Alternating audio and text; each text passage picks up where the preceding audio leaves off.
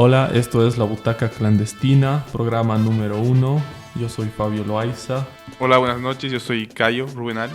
¿Qué tal? Yo soy Esteban. Y hoy vamos a hablar sobre Joker, la película dirigida por Todd Phillips e interpretada por Joaquin Phoenix.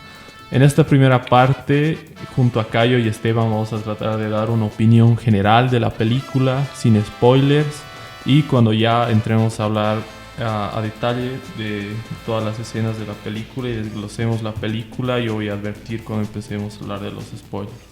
Comencemos concordando de que no es una peli cómoda de ver, en el sentido de que no es que algún aspecto técnico te la haga incómoda o te la haga difícil de ver, sino que es una peli muy, muy dura, muy visceral, y en ese sentido yo la definiría como un descenso hacia la locura, crudo, honesto y por momentos apabullante. Tanto el director Todd Phillips como Joaquin Phoenix alcanzan la versión más sensible y al mismo tiempo la más visceral del mítico villano de DC. Sí, en líneas generales creo que es una película que cumple su propósito, que no miente y es como se ha presentado, ¿no? Como un descenso a los infiernos, como tú decías, a la locura de este personaje principal que es el Joker, y creo que se lo debe en gran manera a Joaquin Phoenix, ¿no? Si yo tuviera que destacar lo que más me gustó, lo que más sobresale es la actuación, ¿no? Es un tour de force del actor que más del 90% se lo debe a él, ¿no? Se apropia, tú te la crees, sientes lástima por él, tiene mucho de empatizar, ¿no? De que justifique su descenso a la locura y que te la creas, ¿no? Lo sientes cercano y llegas a empatizar bastante bien.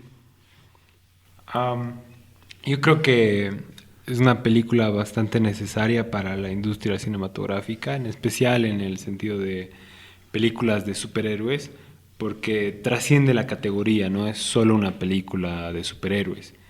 Y me gusta mucho que tendemos a satanizar o poner una etiqueta de psicópatas o personas que realmente están muy quebradas de la cabeza, como para decir esto es lo que a ellos les suceden, simplemente ellos están mal y debemos encarcelarlos o con la pena de muerte, digamos, ¿no?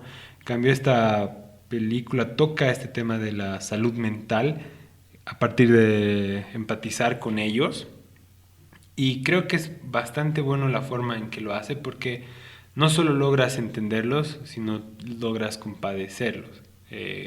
Sientes lástima por este guasón, y creo que eso puede jugar a favor y en contra, porque le quita ese efecto de impredecibilidad, digamos. El Joker de Heath Ledger creo que en cualquier momento podía hacer algo y que cambie la historia, y tenía cierto temor por eso. Ajá.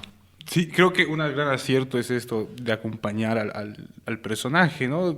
Te invita a tener ese viaje con él. Hay escenas de las que no vamos a hablar ahora, de que sientes la misma satisfacción, la misma catarsis que él, ¿no? Pero siguiendo la línea que tú decías, Esteban, de que puede jugar en contra también, más allá de hacerle un personaje creíble, hay como una insistencia de un discurso, ¿no? De los marginados, de que solo necesitas tener un mal día.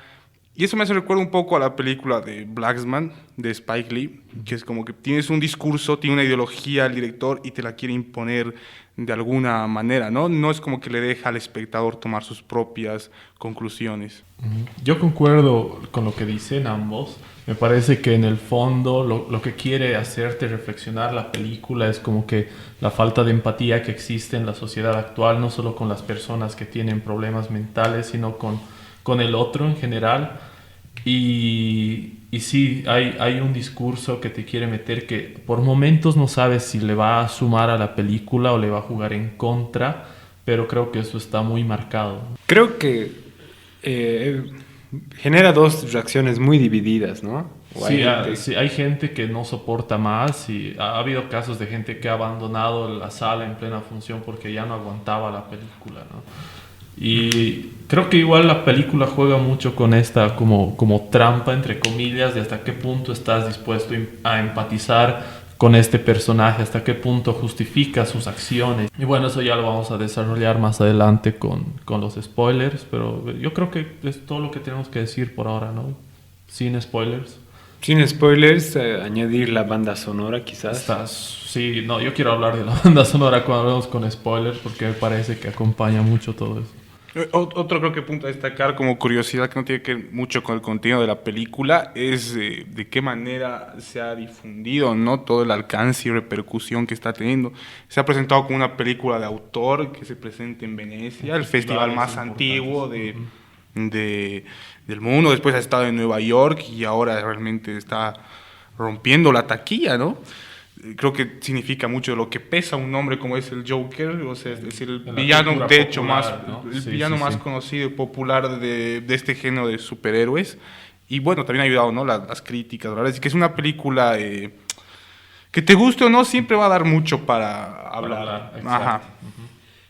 He leído varias notas, bueno, no sé hasta qué punto son fake news o es realidad, que en el Festival de Venecia aplaudieron durante 8 minutos al estreno de la película. Y creo que es una muy buena película, pero no llegaría a clasificarla como una obra maestra o que vaya a marcar un antes y un después en la historia del cine. Quizás sí en la historia de las películas de superhéroes o basadas en cómics. Exacto, sí. Pero una trascendencia mayor en el cine no creo que llegue a tenerla. A mí me parece que no, pero si llega en un momento en el que justamente ya estamos como que, o el público en general ya está agobiado de las mismas historias de Marvel, por ejemplo, que repiten la misma fórmula película tras película y no te da la sensación de estar viendo algo nuevo. Digamos, por ejemplo, Endgame, yo la he ido a ver al cine, me ha encantado, me la he pasado bien, pero mientras la veía no sentía que estaba viendo algo distinto en el género, sentía que estaba viendo algo que ya había visto antes, pero más grande.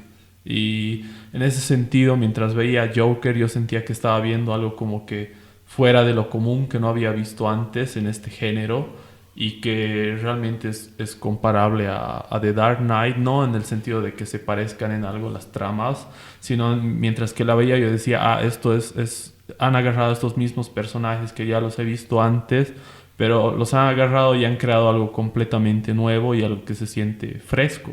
Sí, volviendo a lo que decía Esteban, retomo este tema de Venecia. Es interesante ver que aplaudan una película de 8 minutos que en sí no es tan artística, refiriéndome a la forma, ¿no? No es como que tiene una fotografía, no sé, bien peculiar, un sonido. Está todo, es correcta. Está todo es muy correcta, bien hecho. No ves algo tal formal, ¿no? Y tomando en cuenta que en Venecia la presidenta de jurado de este año era Lucrecia Martel, que es totalmente un cine independiente latinoamericano, y Venecia siempre suele premiar las películas donde tal vez predomina más la forma que el fondo, ¿no? El año pasado fue Roma y el anteaño, no sé si el anteaño o el 2016 fue La La Land, o sea, que buscan películas artísticas, ¿no? Y esta película, bueno, que diga que no sea artística no quiere decir que sea mala o buena, pero la forma no es lo que trasciende, ¿no? El encuadre, el sonido, el fotografía, todas esas cuestiones técnicas que se pueden analizar. Sí, yo creo que es más el tema de fondo. Bueno, ya entrando en... Vamos a empezar a desglosar la película, hago un paréntesis acá para que si no han visto la película aún le den pausa al podcast y lo vuelvan a ver cuando ya la hayan visto. Y bueno, empezamos por la música, que a mí me parece genial, que he buscado, y se trata de Hildur Guðnadóttir, que es una chelista islandesa que este año ya había trabajado en la banda sonora de la miniserie de HBO Chernobyl y que ya había ganado un Emmy por este trabajo, y anteriormente había participado como intérprete en pelis como The Revenant o The Arrival. Y me parece que el trabajo que hace acompañando a la actuación de Joaquin Phoenix desde el primer minuto en que suena esta música original de la película es genial, ¿no? Esas cuerdas te establecen ese tono oscuro que va a tener el resto de la peli. Yo creo que es un acierto ambientar la película en los 80, me dijiste, ¿no? Inicio de los 80, pero se siente más como los 70 visualmente, ¿no? Yo lo siento así, ayuda mucho la atmósfera, ¿no? De esta ciudad un poco corrompida, ¿no? Que es un tema que siempre lo resaltan, ese tema de las ratas, los suburbios de Ciudad Gótica, que tiene mucho parentesco con Nueva York, ¿no? Y desde el primer momento creo que sí se siente esta atmósfera agobiante, ¿no? Todo el rato predominan como esta poca iluminación, en la ciudad hay mucho de este azul, entonces creo que esta parte under de Ciudad Gótica sí se ve bien reflejada y como toda la película se siente real, ¿no? Se siente cercana. El tema de fondo, como mencionábamos en la introducción, tiene que ver con lo que implica vivir con enfermedades mentales en la sociedad actual, a pesar de que la película está ambientada en inicio de los años 80. Me parece que las similitudes con la sociedad actual son muy evidentes. Y por ese lado siento que la película, como les había dicho, juega con ver hasta qué punto eres capaz de empatizar con este personaje, ¿no? Por ejemplo, mientras yo veía la película, algo que sí yo siento que se mantiene a lo largo de toda la película es que no puedes dejar de sentirte mal por Arthur, ¿no? Por el Joker, no puedes dejar de sentirte mal por él, pero hasta cierto punto yo puedo sentirme mal y al mismo tiempo decir, lo que está haciendo se puede justificar porque ya el tipo ha tenido un día de mierda además. Por ejemplo, la escena que rompe todo eso creo que es la escena en el tren, cuando después de haber sido despedido de su trabajo por portar un arma, está de camino a su casa y están estos tipos de Wall Street, ¿no? Que trabajan para las empresas Wayne y acosan a la chica se va, lo empiezan a joder a él y como te muestran que tiene este padecimiento de la risa incontrolable, que ríe cuando algo lo incomoda o se siente mal, empieza a reírse, trata de buscar esa tarjetita que les da, ¿no? Al principio, donde explica el padecimiento, pero le quitan su bolsa, lo golpean y ahí es donde los mata a los tres, ¿no? Y hasta ese punto yo creo que incluso hablábamos esto con Cayo, ¿no? En ese punto hasta sientes satisfacción por ver morir a esos tipos, porque te los presentan como unas personas de mierda directamente. Y yo creo que la escena en la que yo dejo de empatizar con él, en la que como que me desconecto y digo, ya acá me bajo de este tren de la locura, y no significa que me desconecte de la película, sino que empiezo a verla más desde afuera, ya no tanto empatizando con él, es la escena siguiente a esa del asesinato, cuando está bailando en el baño solo, ¿no? Como al principio está nervioso por lo que ha hecho, pero después está bailando y sientes como que está abrazando esa locura que siempre ha tenido dentro de él. Y ahí tú dices, ya este tipo se fue a la mierda, a partir de ahora ya, ya no puedo sentir empatía con él. ¿O ustedes en qué momentos han sentido esta empatía o no empatía con el personaje y hasta qué punto han aguantado eso? Creo que una tendencia actual en ciertas películas es tocar estos personajes que son psicópatas o están mal de la cabeza. Hay muchos que sostienen que como sociedad tenemos cierta obsesión con los psicópatas y hasta hay libros de eso, o asesinos seriales. Un ejemplo reciente que podríamos hablar es de Mindhunter, que ya empieza este intento de tratar de empatizar con el psicópata. Lo que ellos hacen realmente es que lo puedas comprender, cómo funciona su mente y cómo han llegado a cometer esos crímenes. Y al igual que el Joker te genera una sensación de incomodidad porque puedes lograr explicar cómo este degenerado ha hecho esta acción. Y ya no tienes esa barrera de que, oye, lo que ha hecho está mal, sino es, lo ha hecho por esto. Y creo que el Joker hace un paso más porque no solo entiendes por qué lo hace, sino te compadeces con él y, como han dicho, hasta te sientes bien, digamos, como que, oye, esos hijos de puta, qué bien que hayan muerto. Y esto juega, como decía, juega a favor y en contra porque empatizas con él y logras saberlo como un humano, como alguien, y cualquiera de nosotros podría estar en esa situación si hubiéramos vivido las mismas circunstancias, pero lo juega en contra porque todo ya es más predecible, digamos. Todo lo que llega a suceder al final en el programa de televisión, en algún momento te lo has imaginado algo así iba a pasar. Lo que sí creo es que todas las implicaciones que tiene la salud mental en esta película es una representación de una tesis del doctor Gabor Maté, que es un psiquiatra experto en adicciones y en cierta forma en relaciones de poder. Él dice que la sociedad, bueno, la cultura norteamericana actual es tóxica y está produciendo todas las enfermedades psicológicas y también físicas que ellos están viviendo. Por ejemplo, la soledad, el rechazo, esa ansia por adquirir bienes materiales o también adquirir poder, está generando un vacío muy terrible en todas estas personas y cada quien lo afronta de diferente forma. Algunos consumiendo cualquier cosa que te haga sentir bien, ¿no? O sea, hay hasta productos legales que te pueden llenar ese vacío. Y también cómo lo afrontas. A veces con ciertas actitudes uno logra enfrentarse con este vacío. Y creo que también lo dijo otro psiquiatra, que el opuesto a la adicción no es la sobriedad, sino es la conexión. Y esa es la conexión, es lo que justo le falta a este Joker de Joaquín Phoenix. No tiene nadie quien lo pueda abrazar o con el que se pueda sentir a gusto consigo mismo, sino es un rechazo tras otro rechazo. Y lo único que quizás veo un inconveniente en la historia es que más parece una serie de eventos desafortunados que unas ciertas decisiones o decisiones más marcadas que lo hayan llevado a ser él quien es, digamos. En cierta forma parece una víctima del destino, una víctima de la cultura, que sí esos factores sí afectan, pero no hay ese contrapeso, ¿no? Creo que en Dark Knight tenías como que el Joker, el caos frente al sufrimiento, y un Batman que era como la resiliencia, el adaptarse a las situaciones y más bien buscar cambiar tu entorno.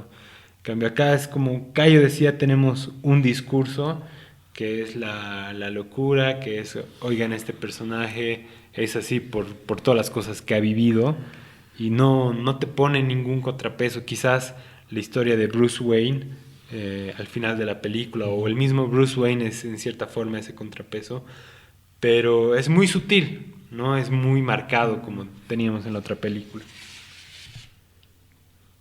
Sí, coincido con ambos, ¿no? Creo que el mayor logro de la película es justificar la locura, justificar estos actos y que hasta lo sientas bien, ¿no? O sea, el personaje, el Joker, se empieza a vengar de las personas que más daño le han hecho, empezando por este Randall, por estos de Wall Street, por su madre.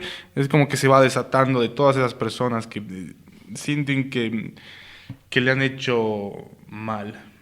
Entran dos puntos que son importantes y creo que por eso se ha vuelto tan polémica la película en contextos como de Estados Unidos, que son el acceso y regulación tanto de medicamentos como de armas, ¿no? En Estados Unidos es muy fácil acceder a un arma y a medicamentos controlados igual, y yo creo que la película te pone eso ahí en la cara, ¿no? Al principio con todos los medicamentos que consume y cuando dejan de recibir este fondo, ¿no?, de Gótica a las terapias que él hace y deja de consumir sus medicamentos, y el arma que se la regala este tipo, este Randall, como si nada, y todo eso desemboca en el momento en el que ya no aguanta más, termina matando a estos tipos, ¿no? Y también está esto que decías, Esteban, que es muy importante, esta como ausencia de figuras paternas que se le van cayendo en toda la película. Al principio es como que la única imagen de afecto en la que se resguarda es su madre y el padre que nunca conoce, que lo refleja en Murray, ¿no? Hay una escena en la que él está alucinando y se imagina que va al programa de Murray y que le dice que tú eres el hijo que siempre he querido tener, que cambiaría mi fama y todo por un hijo como tú, y luego vuelve a la realidad, ¿no?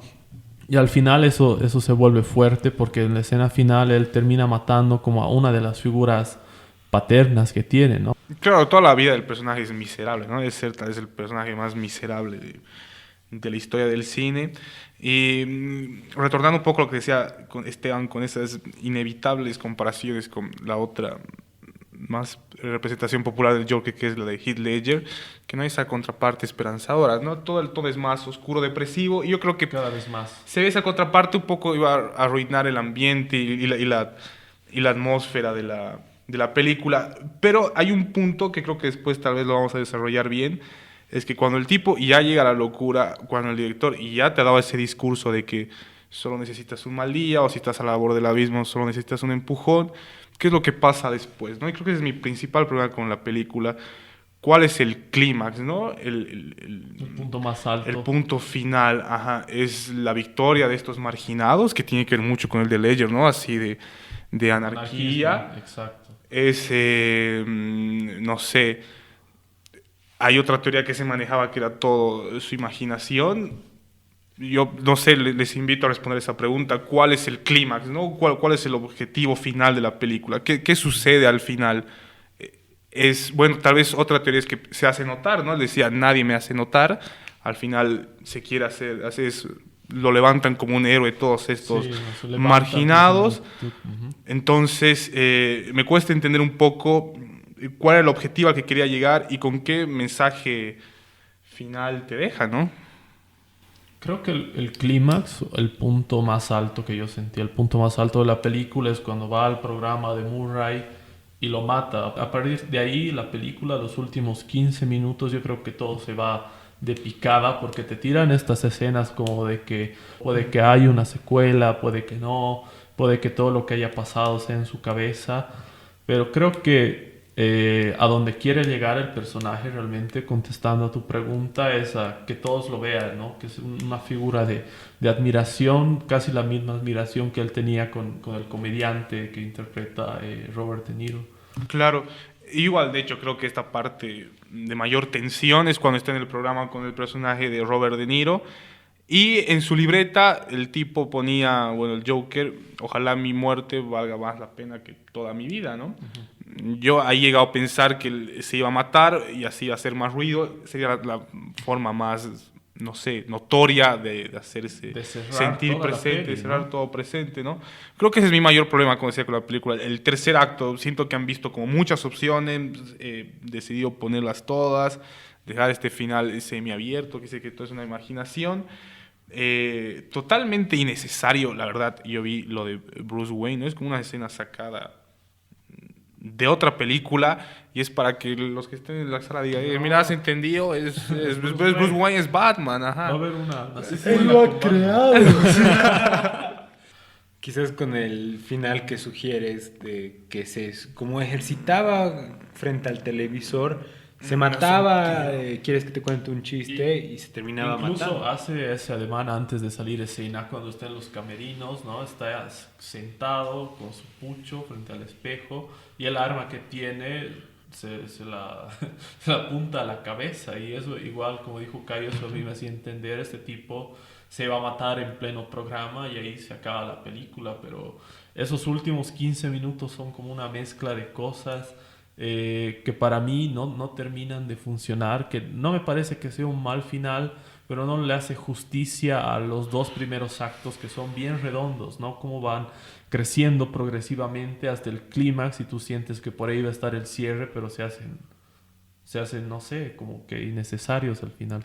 Creo que como película independiente funciona hubiera funcionado mejor ese final que se suicida, digamos. Exacto. Pero sigue siendo una película hollywoodense, ¿no? Claro que tiene la idea abierta igual, de crear expectativa y de que puedan venir otras películas si la posteriores, taquilla ¿no? es buena, hay secuelas o películas en el mismo universo, ya pueden hacer una de Batman con ese Bruce Wayne que está ahí. Algo que sí me gustó de la narrativa, y creo que sí eso es algo bastante cinematográfico y una muy buena decisión, es cómo juegan con la salud mental contigo como espectador, porque hay momentos el tipo fantasea mucho. Sí. Y hay momentos en que es bastante claro, y como por ejemplo al inicio cuando está imaginándose en el programa de Murray. No sabes, Pero es cierto, ¿no? hay otros momentos en que tú no sabes que es en sí toda la relación con Con el personaje de Sassy Beats, sí. que creo que se llama Sophie. Y lo hacen muy bien. Ahí Sí, Sophie. un inconveniente que yo tenía con la idea de la película, y creo que los de Wisecrack lo desarrollan muy bien, es que el Joker es un agente del caos, digamos, es la locura en sí, y es un símbolo de la locura. Y el momento en que tú lo explicas, pierdes su encanto, pierdes ese temor hacia él. ¿Por qué? Porque deja de ser locura, tiene sentido. Es humano. Es un Es humano. humano. Entonces ya no es ese villano que no sabes qué va a hacer, que no sabes Es cuál es su motivo. impredecible. Exacto. Y uno de los mayores inconvenientes que yo tenía de esto era que lo iban a terminar haciendo una historia que cuente su origen. Y en sí lo ha sido, digamos. Pero para contrarrestar esto, noto mucho que también al final han jugado mucho con que qué es cierto y qué es no, y quieren tenerte con una sensación de si era verdad o no. Por ejemplo, al final hay una foto de ella sonriendo, de la madre De Arthur. de Arthur Fleck, y atrás dice qué bonita sonrisa tienes, TW, digamos, que podría haber sido Que Thomas sí es su Wayne. padre, ¿no? Exacto. Entonces, puedes generar un montón de teorías con eso. Como también puedes generar teorías con la escena final de que, me acabo de imaginar un chiste, pero si te lo cuento no lo No lo entenderías. Y eso es inmediatamente después de la escena en la que está con la muchedumbre, ¿no? Y se levanta y todo. Es corte a negro, escuchas la risa de Joaquín Phoenix y vuelves a ver imagen y es él en el psiquiátrico, un close-up que te da a entender que eso podría haber pasado en su cabeza, y cuando la psicóloga le dice que es tan divertido, le dice no lo entenderías, ¿no? Y la escena que está después igual me genera conflicto a mí, porque no sé si, bueno, para mí es que vuelves a entrar en su cabeza, porque es bien surrealista, ¿no? Él está bailando That's Life de Frank Sinatra en este corredor, pero deja huellas de sangre, como si ya hubiera asesinado a la psicóloga y estuviera escapando. Igual tiene ese toque de comedia de esa época, ¿no? De que llega al final del corredor, un guardia lo persigue hacia un lado, sale de ahí, un guardia lo persigue hacia el otro y está cantando esta canción. Entonces es como que tranquilamente eso puede estar pasando en su cabeza, y ahí te genera ese conflicto de hasta qué punto lo que has visto en toda la película, qué tanto es real y qué tanto es su invención, ¿no? Pero no me parece que esté fuera de lugar, porque como habías mencionado, esto de sus alucinaciones te lo van planteando en toda la peli, ¿no? En el programa y su relación con Sophie. Claro, me gustó mucho cómo era antes, porque era bastante cinematográfico, Exacto. tenía un propósito, y que termine así, yo lo siento como el final de Lost, digamos, o como que todo fue mentira, digamos. Todo fue un sueño. Despertó sin Y le quita todo lo que real ha Exacto, hecho, digamos. porque a lo largo de toda la película todo eso que se siente tan real, tan crudo, es como que lo que es lo más alto de la peli con las actuaciones, y termina desvirtuando un poco eso, este final, ¿no? Como que no sabes qué tanto de todo eso es verdad y qué tanto de esa historia que te atrapa vale dentro del universo de la película. Habría que esperar entrevistas con el director, ¿no? Si su objetivo era tener así No, un mensaje oculto o solo quiere que nos rompamos la Le han cabeza con preguntado esas eso y ideas ha sueltas. dicho que cada uno saque su conclusión. Ubicas, La no ha salida dado una fácil. respuesta. Ajá. Sí, como que... Es subjetivo. Volviendo al tema que decías, ¿no? De la parte de la comedia al final con que juega con eso, Ajá. es otro gran logro, ¿no? En momentos de una película como esta talla tan deprimente, tan que te dé dura. chance para reírte, es algo genial y que se aprecia muchísimo. Una de mis escenas favoritas es cuando entra el personaje de Randall con el enano, que es un momento de tanta tensión, ¿no? Una escena tan visceral, ajá, entonces sangre. Se y acaba que, de clavar y que te terminas, pero muriéndote de risa. Es un humor ajá. muy inteligente. A mí igual me ha encantado esa escena. Porque el tipo acaba de matar a Randall clavándole una tijera en la cabeza y golpeando Su su cabeza. cabeza ahí contra la pared. Y es inteligente porque estás tan, ya en ese punto ya estás tan agobiado de tanta... Yo creo que la violencia es más psicológica, pero ya estás cansado y te da esta salida, este respiro con el enano que no alcanza la cerradura de la puerta para irse y tiene que pedirle ayuda, ¿no? Y ya lo deja ir y le dice que lo deja ir porque es el único que lo había tratado bien, ¿no?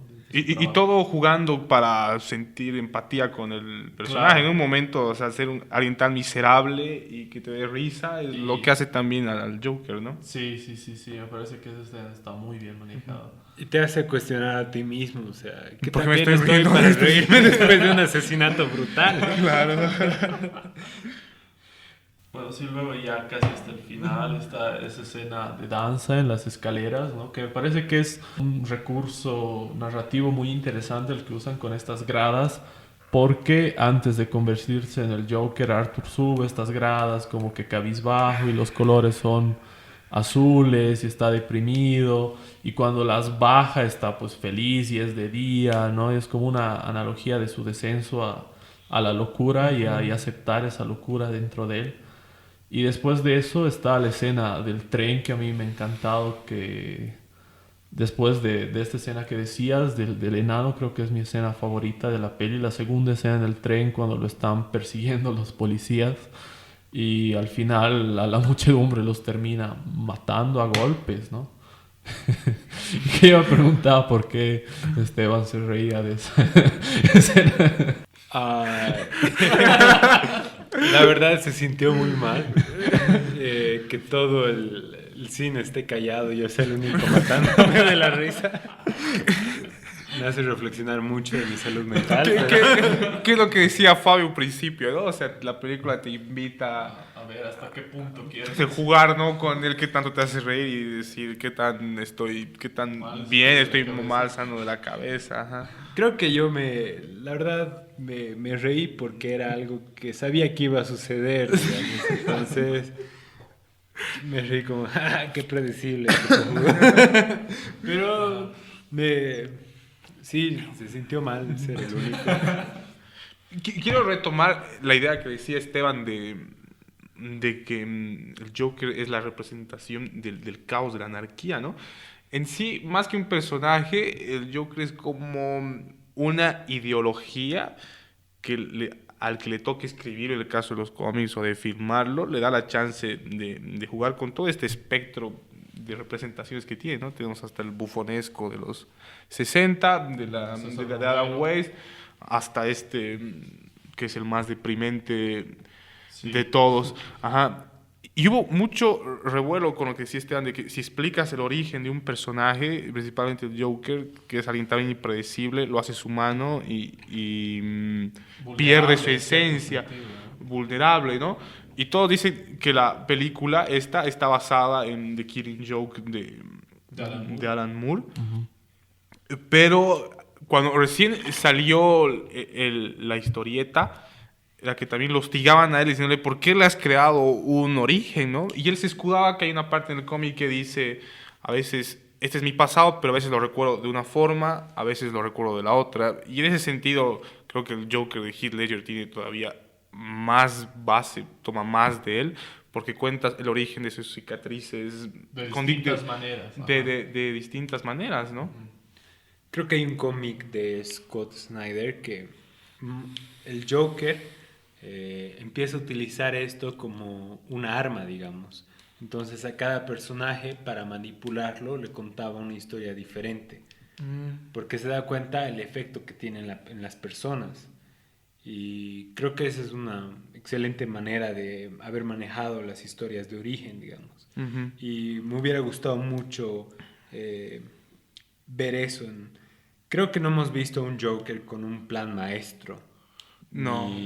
Ni con un crimen espectacular, digamos. El que más se acerca a eso es el de Ledger, ¿no? Sí, Es el de Ledger. perdonen que yo refuerce la idea esta de que el Joker de Ledger tiene más del de Alan Moore que este, pero como tú decías, Esteban, hay como esa contraparte, ¿no? Del caos, que es como el de la esperanza y el del lado bueno. En el cómic, el plan del Joker era enloquecer al comisionado Gordon, ¿no? Que era el que lo consideraba más más sano, por así decirlo, más ideal, y no termina llevándolo a la locura. Cuando Batman lo rescata, el comisionado Gordon le dice, muéstrale cómo nosotros lo hacemos, muéstrale cuál es el camino correcto, ¿no? Y en The Dark Knight termina eso, termina siendo, no deciden explotar el otro barco.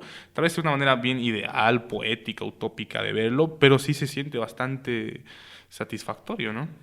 Creo que hoy en día es más fácil hacer una buena historia de un villano que una buena historia de un héroe. Porque los recursos que utilizan para hacer un héroe son bien cursis, son bien Idealistas, ¿no? azucarados. Sí, ya te conoces la fórmula, tiene que ser correcto y completamente bueno. Y no hay una crisis en su ser, no hay ningún momento Muy altruista, ¿no? Esa dualidad que todos tenemos, ¿no? Y en sí por eso un Batman en este Joker no Se funciona. siente fuera de lugar, sí, se sentiría fuera de lugar. Sí. Pero a la vez, o sea, deja este discurso un cacho vacío, porque no hay una contraparte fuerte. Igual yo creo que sí tiene similitudes con The Killing Joke, por ejemplo, su aspecto de comediante. En vez de tener a la esposa embarazada, tiene a la madre enferma, digamos.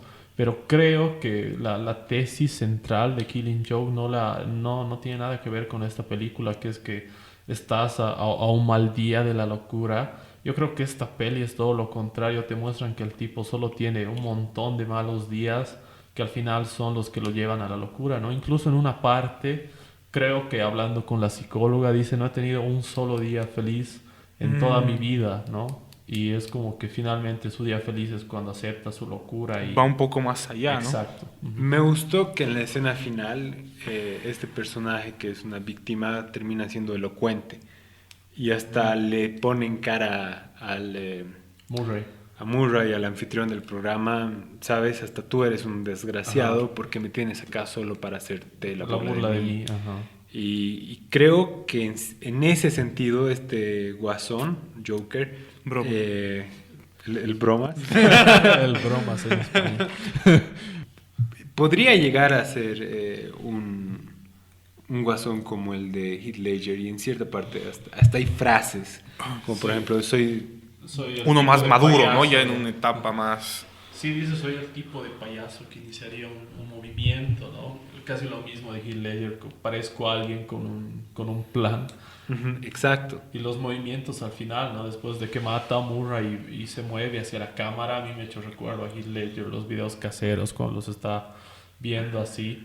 El discurso igual, como dices, al final ya es más cerebral, más convincente, más Heath Ledger, ubicas, porque Heath Ledger es, creo que la principal diferencia que tienen estas ambas adaptaciones del personaje.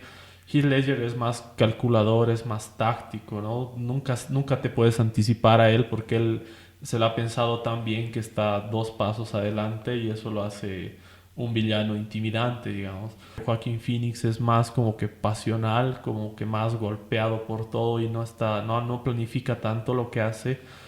Están en momentos diferentes, ¿no? Exacto. Uno puede ser un Joker mucho más maduro, el de Ledger, ya Sí. con años de experiencia de ser un criminal, y está Está descubriendo su descubriendo locura. quién es, exacto. Creo que por eso igual como que te dan más ganas de ver a este Joker ya en todo su esplendor en otra película, ¿no? ¿Tienen miedo de otra película o les gustaría ver algo así? Y no sé, siento que la película está en un punto medio así entre una película de autor o una película hollywoodense, ¿no? Entonces, yo preferiría que sea una película independiente, que es con un discurso y termina como tal. No sé cómo otros personajes entrarían en este universo. ¿Ustedes?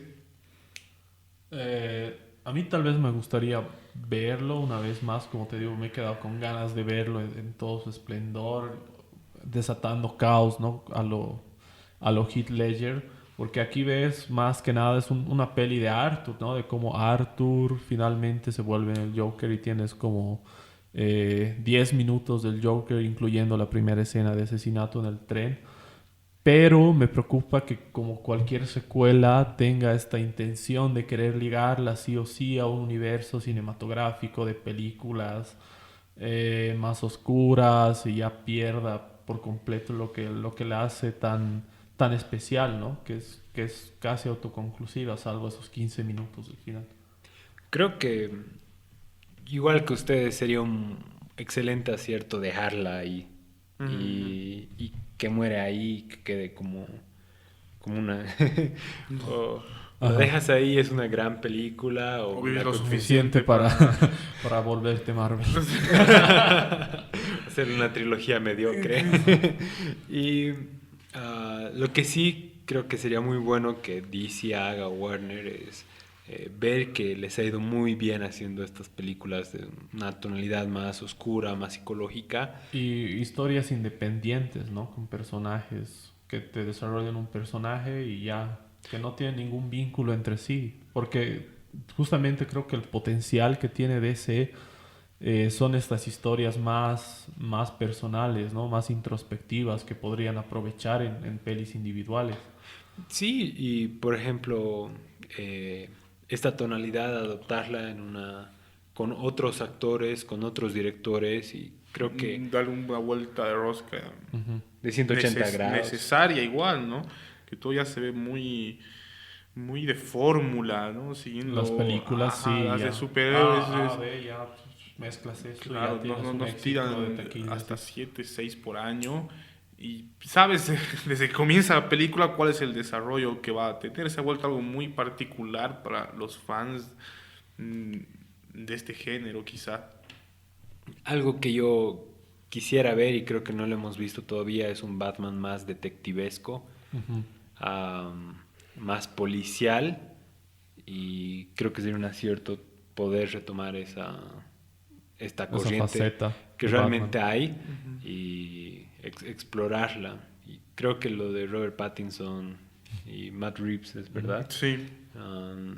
Creo que pretende hacer eso, pero no le veo mucho futuro. Claro, porque creo que quieren adaptar el largo Halloween para esa película, Wow. ¿no? Entonces, Y eso que dices del Batman detectivesco, Batman es por antonomasia el mejor no, detective. no, el héroe del cine negro, ¿no? De la novela negra adaptada. Y esto de largo Halloween, bueno, que ya me estoy desviando un poco del tema, toma muchas cosas del Padrino, que también es considerada una película de cine negro por definición. Entonces daría muy buena idea.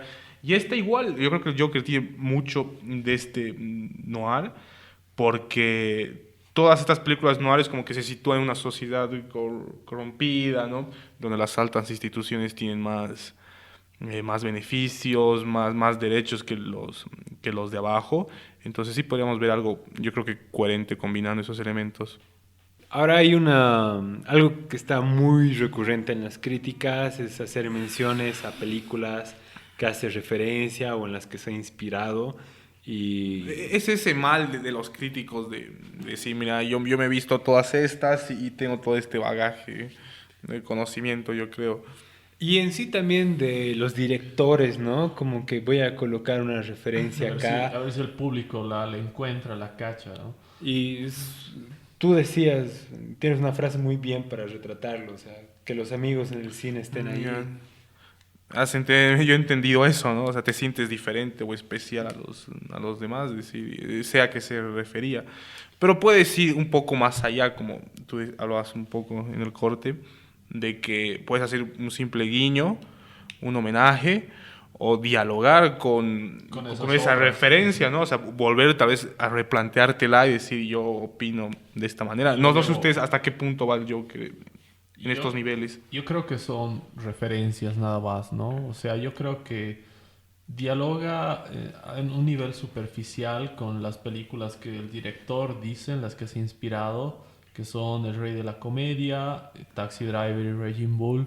Encuentras paralelismos con Taxi Driver, como el momento en el que está bailando sin la polera, con la pistola. La ciudad es bien parecida Es también. parecida a la ambientación. Igual la seña que hace, ¿no? De volarse los sesos con los dedos cuando se encuentra con Sophie. Pero más allá de eso, no creo que dialogue con Taxi Driver al nivel de replantearse lo que es y tratar de llevarlo a un punto más alto. Es como que más referencial. Con El Rey de la Comedia lo mismo, ¿no? El personaje de Richard Pumpkin interpretado por Robert De Niro, que igual es un comediante frustrado que intenta participar de uno de estos shows de comedia y termina secuestrando al anfitrión al final de la película. No, spoileo. Ah, perdón. Yo quería verla. Perdón, pero no les he contado nada más. Pero a nivel argumental no creo que las referencias a otras cintas de Scorsese, que originalmente tenía que ser el productor de esta película y después la deja, ¿no? Por sus compromisos con The Irishman.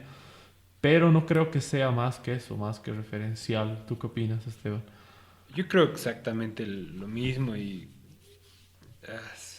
es una fórmula muy fácil hacer esto para que ya tilden tu obra como obra maestra o como qué preparado este tipo, cuántas películas se ha visto y las ha estudiado para poder hacer esta. Y hay algunos que mencionan Raging Bull, que me parece que no hay mucho de ella.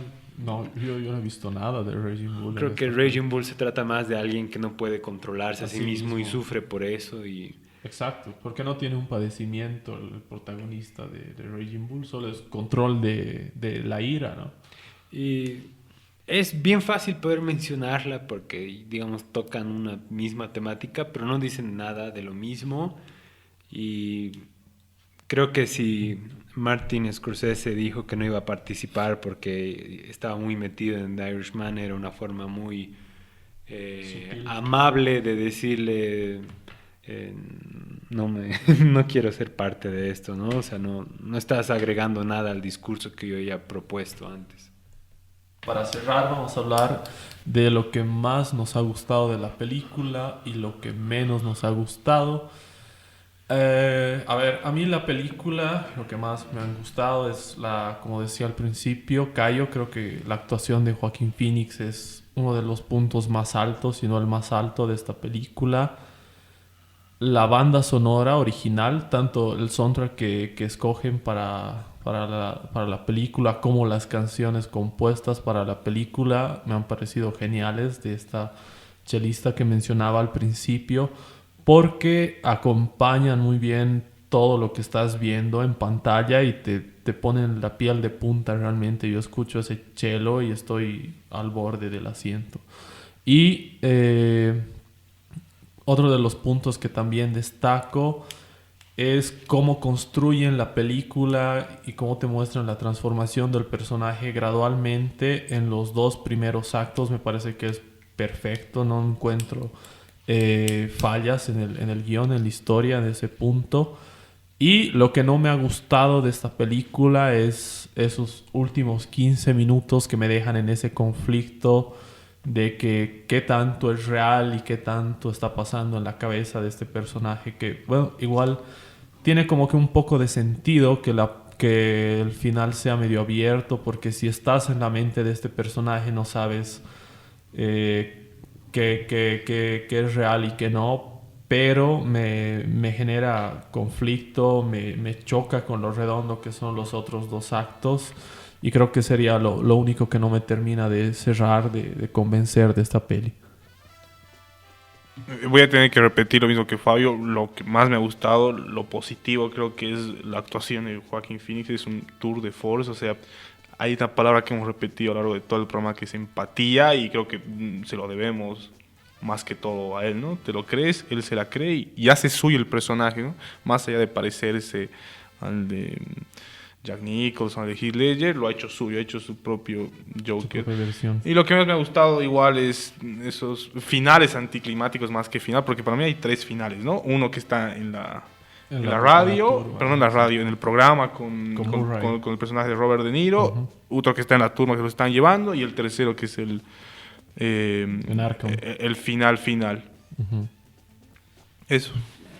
A mí me gustó mucho esta intención de querer hacer una historia y querer decir algo con ella, en especial con un tema tan candente para su contexto, y a tratar de hacerlo de una forma cinematográfica, ¿no? Con lo que hablábamos de jugar con el mismo espectador, cuestionándose qué es real y qué no, sobre la relación que tenía con la única chica en su vida, y me gustó mucho eso. Creo que está de más decir que Joaquín Phoenix estuvo genial en la película y la banda sonora muy muy buena, acompaña muy bien las escenas y al ambiente emocional. Sí, esa atmósfera oscura. Ujú. Lo que no me gusta es lo que ya mencionábamos, la parte final, esa solución tan sencilla como quizá, ¿y qué si todo es mentira? Jejeje. Muy pobre, muy básica, pero que a la vez tiene un porqué, ¿no? Y ya lo hemos mencionado antes. Creo que le daría ahorita estaría celebrando esta película si no hubiera tenido tanto bombo y platillo de todos los medios. Creo que se le ha hecho mucho eco, ¿no? Pre-estreno, con la polémica. Y hasta ahora se sigue repercutiendo. Exacto, y con el premio León de Oro en el Festival de Venecia y otros reconocimientos en festivales anteriores, todo ese circuito que he ido haciendo, ha sido como que el público más de cine de autor ha dicho, esta película va a ser pues la película del año y la va a romper y va a ser lo mejor del mundo. Y sí es una buena película, pero la expectativa ya había sido muy alta, ¿no? Con todo eso. Y bueno, este fue nuestro podcast sobre Joker. Yo soy Fabio Loaiza. Yo soy Cayo Rubenal. Y yo soy Esteban Amesti. Y Chao. juntos somos Menudo.